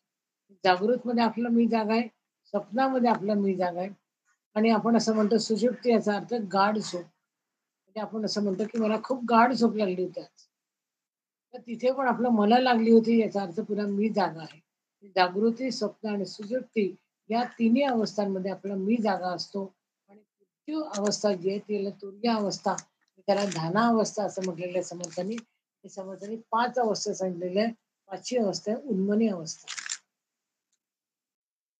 या तुरीय अवस्थेमध्ये आपण ध्यानावस्थेत जातो. आपण कसं होतो, काय होतं, काही आपल्याला आठवत नाही. म्हणजे आपला मी जो आहे, तो तिथून बाहेर पडलेला असतो, सुप्त झालेला असतो. म्हणून त्याचं वर्णन जे आहे, ते सगळं दासबोधात, जुन्या दासबोधात, मनाच्या श्लोकात, आत्मारामामध्ये सगळीकडे वाचा. सगळीकडचं वर्णन गोळा करा आणि मग त्याच्यानुसार त्याचं उत्तर लिहा. 3 अवस्था सांगायच्या आणि मग तुरीय अवस्था सविस्तर सांगायची आहे. 9वा प्रश्न आहे साधन प्रतिष्ठा. या समासामध्ये अनेक गीता यांचा उल्लेख केलेला आहे. त्या कोणी कोणास सांगितल्या ते स्पष्टीकरणासह आपल्याला सांगायचं, लिहायचं आहे. समास दशक 7वा, समास 7वा त्याच्यामध्ये दिलेलं आहे आणि आपण या सगळ्याचं गीता रहस्य जे लोकमान्य टिळकांचं पुस्तक आहे त्याच्या प्रस्तावनेमध्ये या सगळ्या गीता दिलेल्या आहेत. सविस्तर माहिती आहे. आपण आपल्या ग्रुपवर ती माहिती टाकलेली आहे. कोणाकडे असेल त्यांनी पुन्हा एखाद्या टाकून द्या म्हणजे मग सगळ्यांना माहिती कळेल. आणि त्याच्या आधारे आता याच्यामध्ये एक खोच या प्रश्नामध्ये आहे. तुम्हाला ते फक्त सांगतो. आपण आता तुम्ही काय कराल? माहिती सापडली का लोकमान्य टिळकांच्या पुस्तकामध्ये सगळी माहिती लिहून काढली. असं करायचं नाही. याच्यात काय म्हटलेलं आहे ते लक्षात घ्या प्रश्नामध्ये. याचा उल्लेख कोणत्या गीता आहेत त्याचा उल्लेख आहे आणि त्या कोणी कोणाला सांगितलं ते स्पष्टीकरणासह लिहा. म्हणजे कोणी कोणाला कशा सांगितल्या त्याचं स्पष्टीकरण आपल्याला लिहायचं. बाकीचं अवांतर माहिती खूप लिहिण्याची गरज नाही. त्यानंतर 10वा प्रश्न आहे मीपण कैसे त्यागावे, ब्रह्म कैसे अनुभवावे, समाधान कैसे पावावे, कोण्या प्रकारे या ओवीचं स्पष्टीकरण करून साधनेबाबत कोणती जागरूकता बाळगण्यास समर्थांनी सांगितलेले आहे ते स्पष्ट. या याच्यामध्ये 2 प्रश्न आहेत. लक्षात घ्या. 10 मार्काचा प्रश्न आहे. 5 मार्क मीपणा कसे त्यागावे याच्यावर सगळं लिहायचंय आणि 5 मार्क जागरूकता कोणती बाळगायची त्याच्यावर लिहायचे. आपण काय करतो मीपणा कसे त्यागावे याचा अर्थ सापडला की तो अर्थ उतरून ठेवतो आणि संपला प्रश्न. मग तुमचे 5 पैकी फक्त मार्क मिळतील. पुढचे 5 मार्क तुम्हाला मिळणार नाही. त्यामुळे ते पुढचे 5 मार्क कशावर आहेत? तर साधनेबाबत जागरूकता कोणती बाळगायची आहे त्याचं जे स्पष्टीकरण या समासामध्ये दिलेलं आहे त्याच्या ओव्या फक्त मी तुम्हाला सांगते. त्याच्या आधारे 5 मार्काचं उत्तर लिहायचंय. 54, 55, 56 आणि 57 या 4 ओव्यांमध्ये कोणती जागरूकता आपल्याला बाळगायची आहे ती समर्थांनी सांगितलेली आहे. 5 मार्क मीपण कैसे त्यागावे, ब्रह्म कैसे अनुभवावे, समाधान कैसे पावावे, पुढ्या प्रकारे याचं उत्तर अगदीच खालच्या ओळीमध्ये त्यांनी त्याचं उत्तर पण दिलेलं आहे की मी पण कसे टाकायचं. आता सगळं दासबोध वाचतोय साधक परीक्षेमध्ये पण बरचसं झालेलं आहे. ब्रह्माचा कसा अनुभव घ्यायचा ते पण आता आपण बाकी प्रश्नांच्या आधारे पाहिलेलं आहे आणि सगळं झालं ब्रह्म आपल्याला त्याचा अनुभूती आली की मग आपल्याला जे समाधान मिळतं ते समाधान सुद्धा आपल्याला स्पष्ट होतं. म्हणजे जो श्रवण मनन निधिध्यास अशी जी साधना आहे ही सगळी साधना करता करता शेवटी आपल्याला समाधान मिळतं आणि ते समाधान कसं पावेल कोण्या प्रकारे तर ते सगळं आपण एकाग्रता करायची. एकाग्रता झाली की मग श्रवणाच्या आधारे आपल्याला सगळे मुद्दे लक्षात येतात आणि फक्त साधनेबाबतची जी जागरूकता आहे ती मात्र 54 ते 57 या 4 ओव्यांमध्ये आलेली आहे. ती आपल्याला स्पष्टीकरण त्याचं नीट करायचं, शांतपणे करायचं. मुद्दे महत्वाचे पहिल्यांदा काढायचे आणि कोणते मुद्दे आपण पहिल्यांदा लिहायचे, कोणते नंतर लिहायचे याचं थोडंसं तारतम्य बाळगायचं. समजा आपल्याला 15 मुद्दे सापडले, 15ही मुद्दे लिहिण्याची गरज नाही. त्यातले 5 कोणते महत्वाचे पहिल्यांदा ते 5 काढायचे, ते पहिल्यांदा 5 लिहायचे. 10 मुद्दे जे आहेत ते थोडक्यात म्हणजे एका पॅराग्राफमध्ये 10 मुद्दे लिहायचे म्हणजे उत्तर बरोबर होतं. खूप मोठं उत्तर लिहिण्याची गरज नाही. 2 पानाच्या वर उत्तर जास्त व्हायला नको. मुद्दे काय लिहितो आपण ते महत्वाचं आहे. किती लिहितो हे महत्वाचं नाही. हे काही-काही गोष्टी लक्षात ठेवायच्या. तर प्राज्ञेला आपल्याला खोलात जायचंय. आपल्या भाषेत समजून, उमजून मग त्याचं उत्तर लिहायचंय. त्यामुळे भाषा चांगली पाहिजे. जरा शास्त्रीय ज्याला स्टँडर्डची भाषा म्हणतो आपण तशी भाषा वापरायची. अगदीच गावरानी भाषेत जसं बोलतो तसं लिहायचं नाही. आणि जसं मी सांगितलं प्रेझेंटेशन खूप महत्वाचं आहे. प्रेझेंटेशन आवश्यक आहे. तर ते पण मुद्दे लक्षात ठेवायचे आणि याचं रेकॉर्डिंग 2 दिवसांनी याच्यामध्ये टाकल्या जाईल. ते रेकॉर्डिंग पुन्हा-पुन्हा ऐका आणि मग ते प्रत्येक मुद्दा समजून घ्या आणि समजून मग त्याचं उत्तर लिहिण्याचा प्रयत्न करा. आणि जी सूचना मी आपल्या ग्रुपवर टाकली होती, की जर कोणाला काही शंका असतील, कोणालाही पण म्हणजे कोणी कोणालाही विचारायचं असेल, तरी सुद्धा शक्यतोवर 3 ते 5 हा जो वेळ आहे, या वेळामध्ये आपण फोन करावा आणि आपल्याला जे काही शंका असेल, ती शंका विचारावी. शक्यतोवर पहिल्यांदा जर आपल्याला एखादी शंका असेल आणि ज्याच्याकडनं त्याचं उत्तर अपेक्षित असेल, त्याला मेसेज टाकून द्यावा. म्हणजे मग तो त्या शंकेवर तुमचा विचार आधी करून ठेवेल आणि मग जेव्हा तुम्ही फोन कराल, तेव्हा त्याचं उत्तर तुम्हाला समजेल. बरेचदा काय होतं, की कोणी फोन करतं आणि ते फोन केल्यानंतर आपण उचलला जात नाही आणि मग त्याच्यातनं गैरसमज होतात. की "अरे काय इतका यांना काही वेळ मिळत नाही का? फोन उचलतच नाही." वगैरे असं जे काय आहे, म्हणजे कोणाच्याही बद्दल असे गैरसमज व्हायला नको. म्हणून आपण थोडंसं लक्षात ठेवायचं, की 3 ते 5 हा जो वेळ आपल्याला थोडासा वेळ असतो सगळ्यांना, त्या वेळेमध्ये आपण जर एकमेकांना जे काही फोन करायचे, प्रश्न विचारायचे असतील, ते सांगायचं असेल, तर या 3 ते 5 या वेळेमध्ये आपण फोन करावे. आणि शक्यतोवर जर आपल्याला मेसेजनी काम होत असेल आणि समजा एकदा फोन केला तुम्ही नाही उचलला गेला 3 ते 5 मध्ये असं बरेचदा होऊ शकतं की नाही उचलला गेला फोन. मेसेज टाकून द्यायचा की तुम्हाला जेव्हा वेळ असेल तेव्हा तुम्ही फोन करा. म्हणजे मग तो तुमच्याशी कॉन्टॅक्ट केला जाईल. कुठलाही गैरसमज करून घेऊ नका कोणाच्याही बद्दल. फोन उचलत नाही किंवा सांगत नाही किंवा असं झालं वगैरे असं नाही. आणि आपण पहिला स्वाध्याय जसा तुम्ही परीक्षेत समीक्षकांना पाठवाल, ताबडतोब त्यांना एक फोन करायचा की मी स्वाध्याय पाठवलेला आहे. याचं मला 8 दिवसाच्या ह्याच्यामध्ये त्यांनी समीक्षक जे असतील त्यांनी लक्षात ठेवायचं की 8 दिवसाच्या आत समीक्षण गेलं पाहिजे. म्हणजे दुसरा स्वाध्याय त्यांनी लिहिण्याच्या आत त्याला पहिल्या स्वाध्यायामध्ये काय त्रुटी आहेत, ते त्याला समजलं पाहिजे. तरच तो दुसऱ्या स्वाध्यायामध्ये सुधारणा करेल आणि एकदम सगळे स्वाध्याय देण्याच्या कुठल्याही भानगडीत कोणी पडू नये. एक-एकच स्वाध्याय द्यायचा. पहिला गेला की दुसरा, दुसरा गेला की तिसरा असे स्वाध्याय द्यायचे. आपल्याजवळ जवळ-जवळ 2 महिन्या 2 वर्षाचा कालावधी आहे. म्हणजे एका स्वाध्यायाला 1.5 महिना असं टार्गेट आपण ठेवायचं, की 1.5 महिन्यामध्ये म्हणजे 45 दिवसामध्ये आपल्याला एक स्वाध्याय पूर्ण करायचा. म्हणजे 10 प्रश्न 45 दिवसामध्ये आपल्याला लिहायचे आहेत. म्हणजे आपल्याजवळ भरपूर वेळ आहे. आणि मग आपण काय करायचं, एक प्रश्न वाचून घ्यायचा, त्याच्यात थोडी मला कुठे-कुठे माहिती मिळते, पहिल्यांदा माहिती गोळा करून घ्यायची. ती माहिती सगळी गोळा झाली, की मग ती पुन्हा-पुन्हा वाचायची आणि मग त्याचं उत्तर जे आहे, ते आपण लिहायचं. त्याची एक झेरॉक्स कॉपी आपल्याजवळ ठेवायची.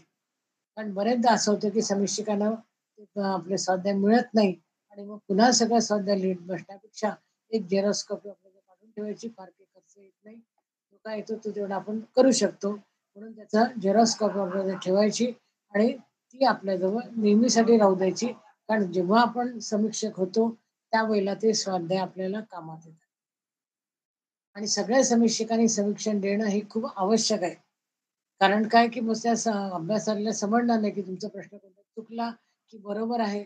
आणि जर ते समजलं नाही, तर मग काय होईल, की त्याला वाटेल, की आपण जे लिहिलं ते सगळं बरोबर आहे. आणि मग तो काय करेल, की जेव्हा ते समीक्षण करेल, त्या ते चुकीच्या प्रश्नाला सुद्धा तो बरोबर म्हणून देईल. म्हणून असं न करता आपण हे करायचं आणि 8 दिवसाच्या आत आपण जर समीक्षकांनी तर पाठवलं आणि पहिले आपण स्वाध्याय पाठवला, की त्यांना फोन करायचा, की मी स्वाध्याय पाठवलेला आहे. तुम्हाला मिळाला, की मला एक मेसेज करा, की स्वाध्याय मिळाला.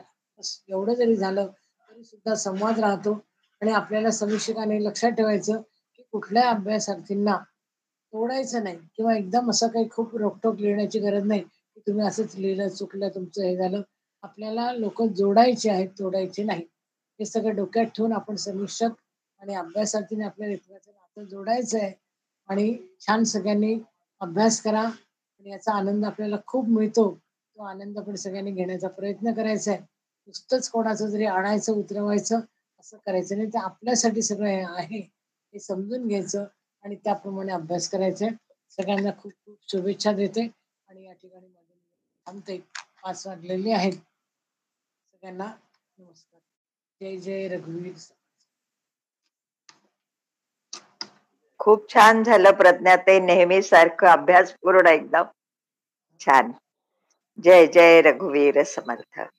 काही शंका आहेत नवीन अभ्यासाचे?